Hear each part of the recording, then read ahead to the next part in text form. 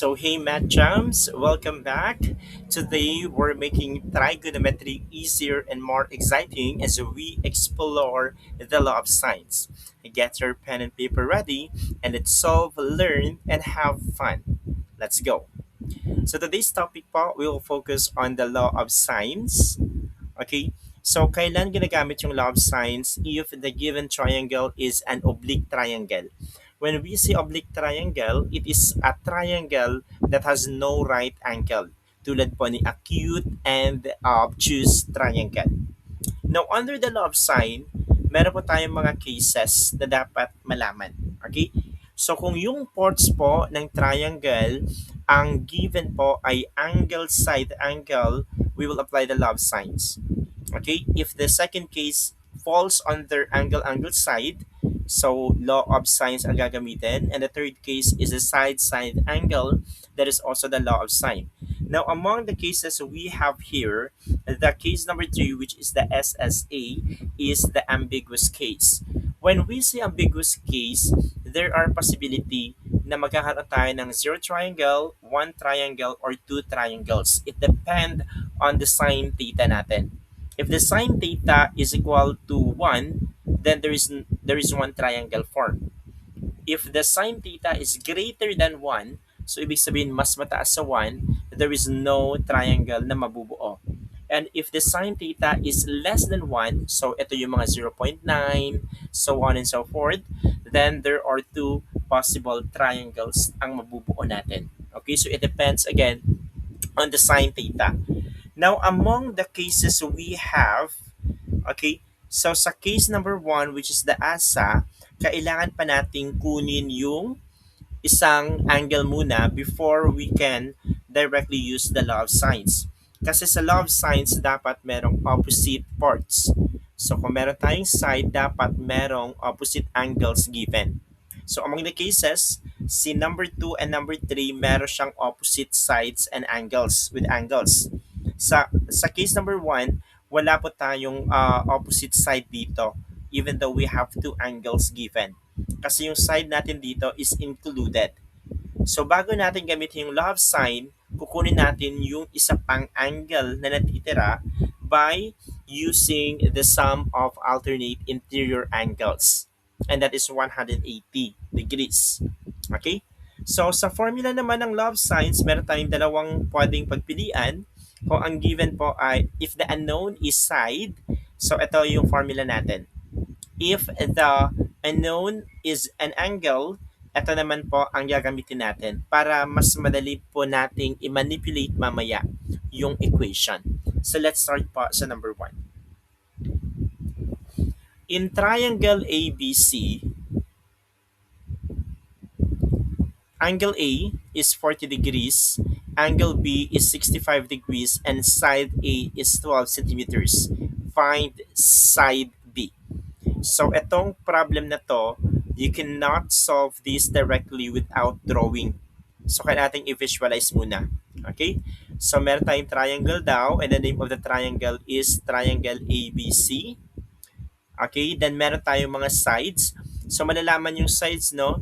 So, side opposite of that angle is same letter. So, ang side A po natin ay nasa baba, and we have side B opposite of angle B, and side C opposite of angle C. Tapos, based sa given, yung angle A daw natin ay 40 degrees, and angle B is 65 degrees, at yung side A is 12 centimeters. So, ito yung info natin. So, hahanapin natin si side B. So, based on the drawing na meron tayo, ang case po dito ay, anong case mafo-fall ito? So, this is angle, angle, side, or side, angle, angle. So, nasa case 2, so law of sines ang gagamitin. Since meron tayong opposite parts, and that is angle A, we can directly use the formula of law of sines. Since ang hinahanap po ay side B, so si B ay nasa unahan para mas madali i-manipulate. And that is B over sine B is equal to A over sine A. And this is the formula po ang gagamitin natin. Then we will do the substitution. Si angle B po natin ay 65 degrees. Then we have side A 12 centimeters and angle A is 40 degrees. Tapos, itong 65, ililipat sa kabila. So, nasa tabi siya ni 12 centimeters.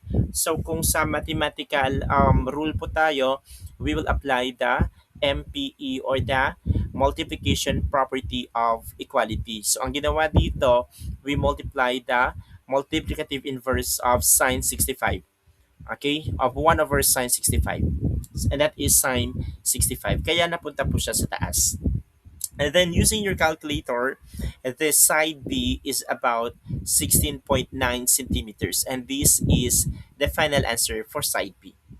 Now dito po sa sa gagawin natin, we will round the answer po to the nearest tens. So it depends on your teacher kung ano po yung nasa instruction. Kung i-round off ba to the nearest tens, to the nearest hundreds, so on and so forth. Number 2. So same problem po, same case po as number 1. So anong meron tayo? Triangle PQR. Siyempre meron tayong sides, opposite. So PQR din po. Ang given po natin ay angle P 35 degrees and angle Q 80 degrees and side P 10 meters. So kung titignan natin, ang case na to ay angle side or side angle. So that is case number 2 ulit. Since meron tayong opposite, anong formula ang gagamitin? So the formula is, since nawawala ay Q, side Q, so side yun nasa taas. And that is Q over sine Q is equal to P over sine P.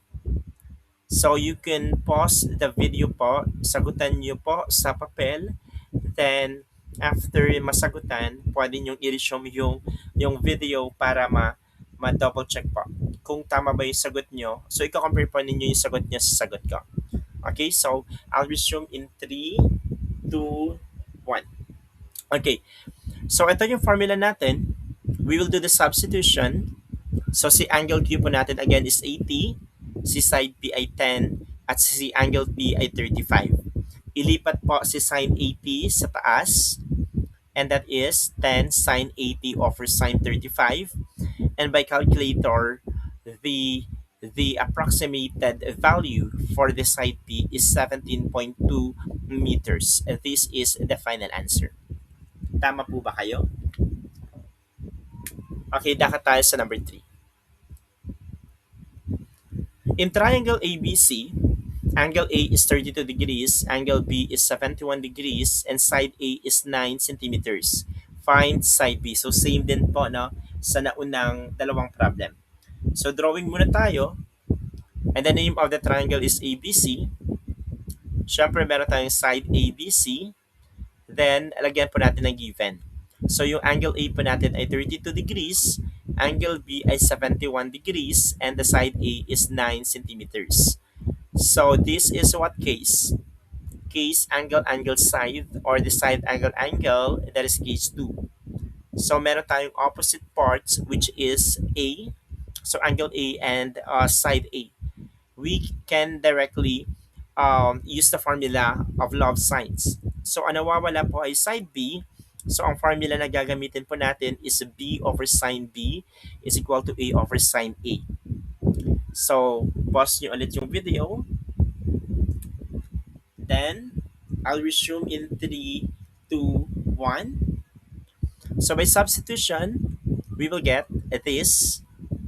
Then ilipat po si sine 71 sa kabila, and by calculator, the approximated value for side B is 16.1 centimeters. Now, i-check po ninyo yung calculator, dapat nasa degree mode siya. Kasi iba yung magiging sagot if radian mode ang calculator po natin. Number 4.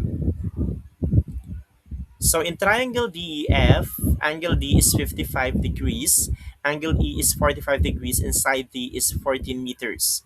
Find sine E. So drawing ulit tayo. The name of the triangle is DEF, and meron tayong side DEF din. Then lagyan natin ng label po ang given. Angle D is 55, angle E is 45 degrees, at yung side D ay 14 meters. So, meron tayong opposite which is D, angle D and side D. Apply the formula directly.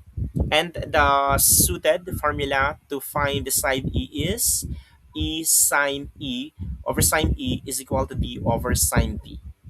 So, pause ulit. Then, substitution tayo to get this. Palitan lang po yung E, side angle E is 45, yung side D ay 14, yung angle D ay 55. Ilipat po yung sine 45, then use your calculator, and the answer is 12.01 point zero meters. This is the approximate value for side E. Number 5. So sa average na tayo. So in triangle ABC, angle A is 48 degrees, angle C is 72 degrees, and side A is 15 centimeters. Find side C. Drawing ulit. So ito yung pinakamahalaga, no? Drawing muna natin para malaman talaga kung ano yung opposite pair po natin, okay, ng angle and side.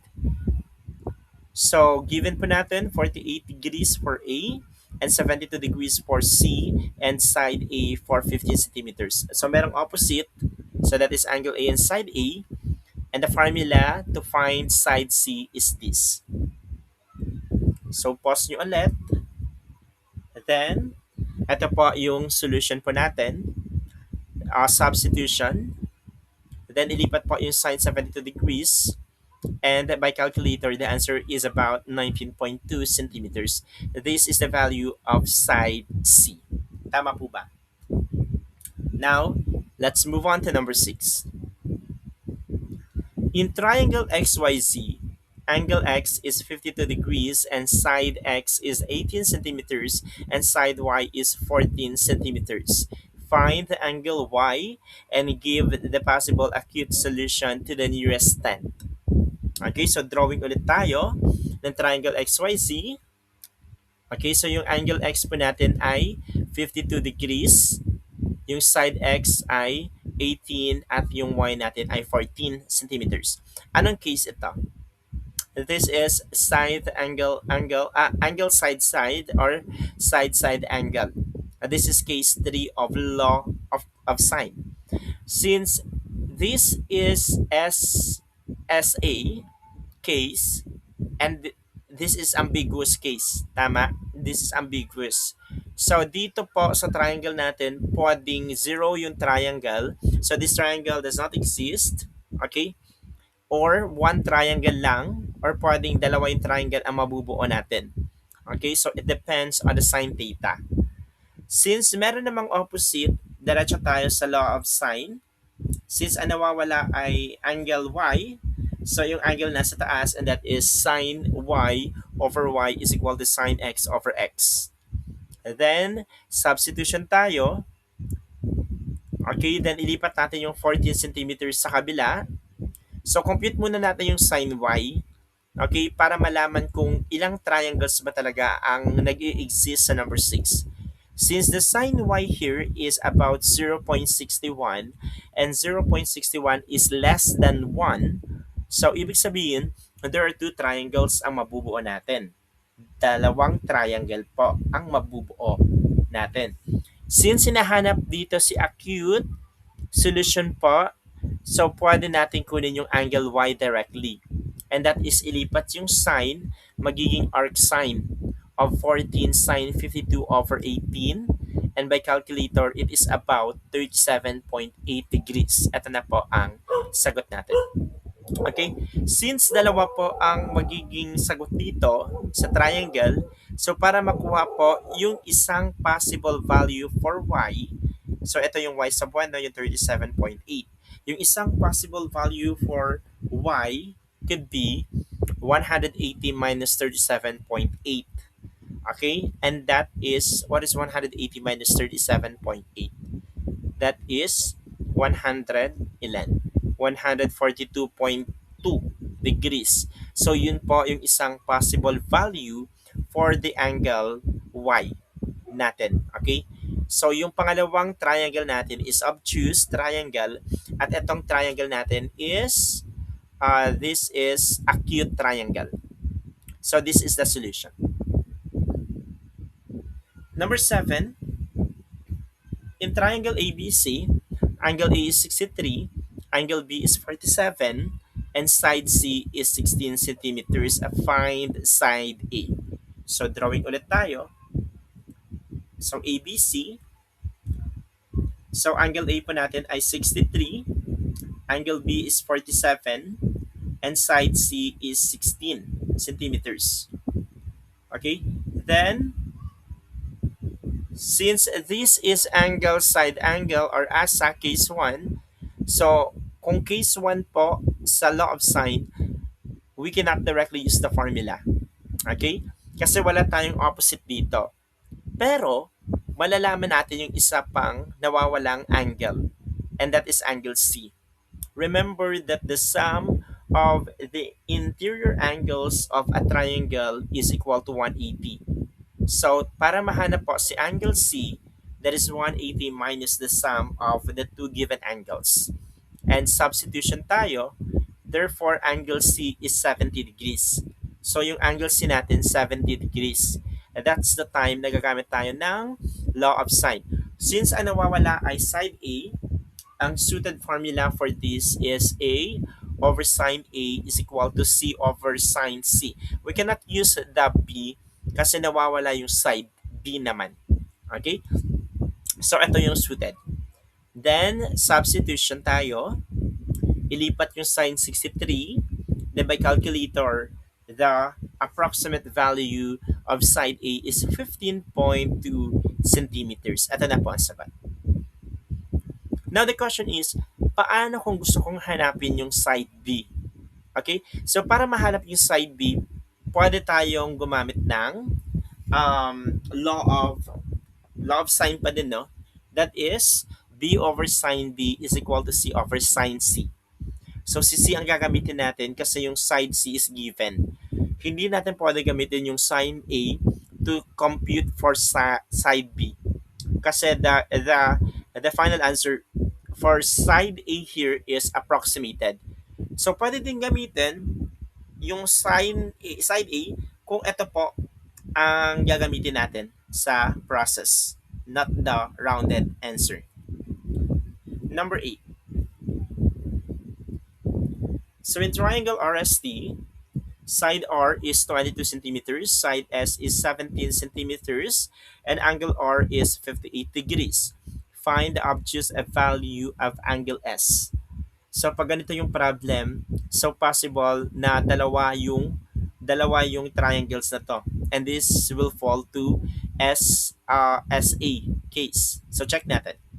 So triangle RST, tapos meron tayong side R which is 22 centimeters. We have side S 17 and we have angle R 58 degrees. So that concludes that this is side angle case. And this is ambiguous. So, para makuha yung angle S, so directly use the formula for the law of sine and that is ito. And then substitution tayo. Then ilipat si 17 sa kabila. Compute muna natin yung sine S para malaman kung isang triangle ba, dalawa, or wala. Since sine S is 0.66, okay, approximated, and it is less than 1. So, mababa siya sa 1, dalawa yung possible answer for this. Okay? So, kunin natin si angle S, ilipat si sine sa magiging arc sine, and that is about 40.9 degrees. Ito yung value ng acute triangle natin for angle S, 40.9. Since ang tanong po ay hahanapin natin yung obtuse value of angle S, so para makuha po yung value which is obtuse for angle S, ang gagawin niyo lang po ay that is 180 minus the acute value. So that is 180 minus 40.9 and the answer is 139.1. Ito po ang obtuse value of angle S. So ibig sabihin sa pangalawang triangle, ang mabubuo ay yung isang obtuse is 139.1 degrees. Number 9. So in triangle ABC, side A is 24 centimeters, side B ay 18, and angle A ay 70 degrees. Find angle B and then find angle C. So dito dalawa, no? Si angle B at si angle C. And round each angle to the nearest tenth. So solve natin. So drawing muna tayo.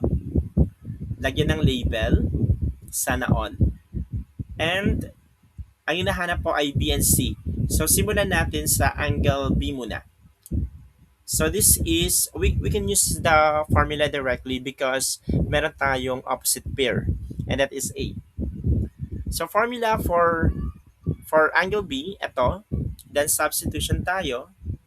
Ayan. Substitute lang yan. Ilipat pa yung 18 centimeters. So yung sine B natin, since this is what? This is um, SSA case, ambiguous pa din, no? So, hanapin muna natin yung sine B, which is 0.70. So, there are two possible triangles. So, the angle B, the first value for angle B is 44.8 degrees. Okay? Since SSA case to, hanapin natin yung isa pang value for angle B. So, 180 minus 44.8 and that is 135.2. Okay? So para mahanap po si angle C, pwede nating gamitin po yung sum of alternate interior angles. Okay, kasi meron ng A, nakita na natin yung values for B. So to get the value of C, try natin yung C sub 1. Siyempre, gagamitin natin yung B sub 1. So 180 minus 70 minus 44.8, that is 65.2 degrees. So ito yung unang triangle, 70, 44.8, and 65.2. Yun yung mga angles. So for the second angle, wala po tayong makukuhang C sub 2. Why? Kasi kung gagamitin natin yung B sub 2, which is 135.2, then i-add sa 70, that sums up to 205.2. And we all know that in a triangle, the sum of alternate interior angles is equal to 180. So pag inad natin sa 70 at yung angle B sub 2 natin, sobra-sobra. So triangle does not exist. So in this case, the only possible value for angle B is 44.8 and for angle C is 65.2. Number 10. So this is our given. Hahanapin natin si side A and side B. So dalawang sides naman ang hahanapin natin.